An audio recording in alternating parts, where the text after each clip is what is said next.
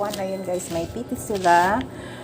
Gawa daw sila ng bag or basket na straw ang gamit sa school. Ito yung umpisa niyang ginawa kasi hindi natapos. Kaya nag-iba siya ng gusto. Kaya ito na siya. Ang hirap gawin. Ito dapat. Ayan. Kasing laki lang din. Oh. Pero nagkamali kasi siya nung una. Ito na siya ngayon. Ayan, gumawa ulit. Napakahirap gawin ito guys. Ang laki ng napalaki ng sukat or gawa. Ayan, oh, isang dangkal mahigit. O, diba? O, dito. Simula dito. 1, 2, o, 2 dangkal. Ayan na siya guys. Nakagawa na ngayon. Ipapasa na ito ngayon sa school.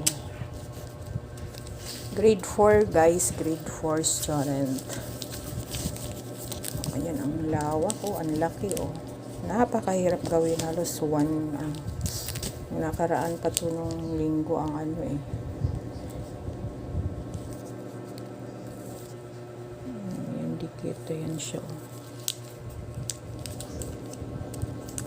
Malaki siya guys. Basket na talaga. Pwede nang lagyan ng tinapay. Kaya lang, straw lang talaga siya. Oh. Stapler lang siya. Pang display. Ang ganda. Oh. Ang laki. Diba? Ang ganda. Basket. Straw.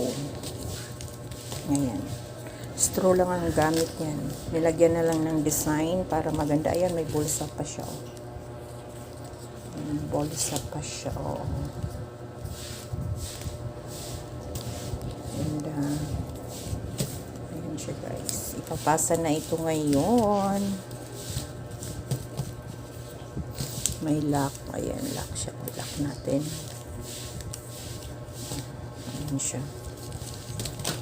At gumawa din siya ng maliit anak ng basket.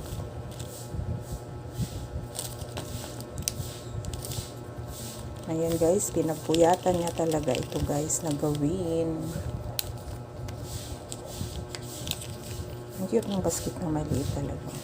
Pwede siyang lagyan ng ballpen. Cute oh. Cute.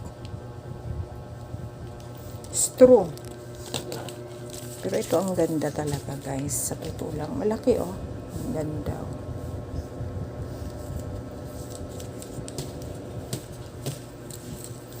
Diba? Ang ganda-ganda.